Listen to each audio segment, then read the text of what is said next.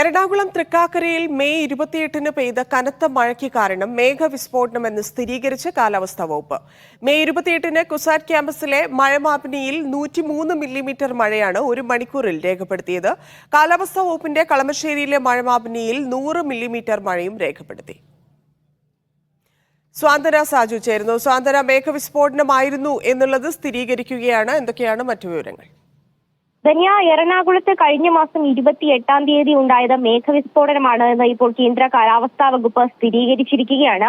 ഈ മഴ പെയ്തതിന് തൊട്ടടുത്ത ദിവസം തന്നെ കുസാറ്റിൽ നടത്തിയ ഇത് മേഘവിസ്ഫോടനമാണ് എന്ന് അവർ വ്യക്തമാക്കിയിരുന്നതാണ്. അതിന് പിന്നാലെയാണ് ഇപ്പോൾ കാലാവസ്ഥാ വകുപ്പും പഠനത്തിന് ശേഷം ഇത് മേഘവിസ്ഫോടനമാണ് എന്ന് സ്ഥിരീകരിച്ചിരിക്കുന്നത്. ഈ 28-ാം തീയതി തന്നെ കുസാറ്റ് ക്യാമ്പസിലെ മഴമാപിനിയിൽ 103 മില്ലിലിറ്റർ മഴ അന്ന് ആ പ്രദേശത്ത് പെയ്തതായി സ്ഥിരീകരിച്ചിരുന്നു. അതുപോലെ തന്നെ കളമശ്ശേരിയിൽ ഉണ്ടായിരുന്ന IMD-യുടെ മഴമാപിനിയിൽ 100 മില്ലിലിറ്റർ മഴ കളമശ്ശേരിയിൽ പെയ്തതായും രേഖപ്പെടുത്തിയിട്ടുണ്ടായിരുന്നു. അപ്പോൾ ഈ കേന്ദ്ര കാലാവസ്ഥാ വകുപ്പിന്റെ ഒരു മാനദണ്ഡ പ്രകാരം ഒരു മണിക്കൂറിൽ ഒരു പ്രദേശത്ത് 10 മില്ലിലിറ്റർ മഴ പെയ്യുകയാണെങ്കിൽ അതിനെ മേഘവിസ്ഫോടനമായി കണക്കാക്കാമെന്നാണ് അവർ കരുതുന്നത്. അപ്പോൾ ഈ കണക്കുകൾ നോക്കുകയാണെങ്കിൽ 10 മില്ലിലിറ്റർ അല്ല, അതിനേക്കാളൊക്കെ ഒരുപാട് കൂടുതൽ മഴയാണ് അവിടെ പെയ്തിരിക്കുന്നത്. അതുകൊണ്ട് തന്നെയാണ് ഇതിപ്പോൾ കാലാവസ്ഥാ വകുപ്പ് ഇതിനെ മേഘവിസ്ഫോടനമായി തന്നെ സ്ഥിരീകരിച്ചിരിക്കുന്നത്. ഇത് കേരളത്തിൽ ഉണ്ടാകുന്ന ആദ്യത്തെ മേഘവിസ്ഫോടനമല്ല എന്നും ഇപ്പോൾ കാലാവസ്ഥാ വകുപ്പ് പറഞ്ഞിട്ടുണ്ട്. 2010 മാർച്ച് 26-ന് തിരുവനന്തപുരത്തും ഇതിന് സമാനമായ രീതിയിൽ ഒരു മേഘവിസ്ഫോടനം ഉണ്ടായിട്ടുണ്ടായിരുന്നു. അതിന് മുമ്പും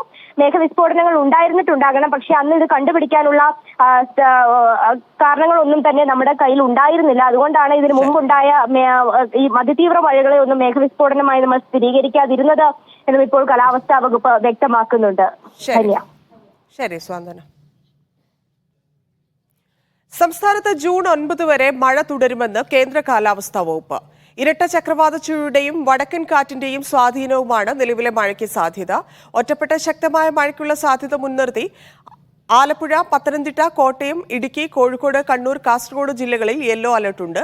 ഉയർന്ന തിരമാലയ്ക്കും കടലാക്രമണത്തിനും സാധ്യതയുള്ളതിനാൽ കേരള, ലക്ഷദ്വീപ്, കർണാടക തീരത്തുനിന്ന് മത്സ്യബന്ധനത്തിനും വിലക്കേർപ്പെടുത്തി.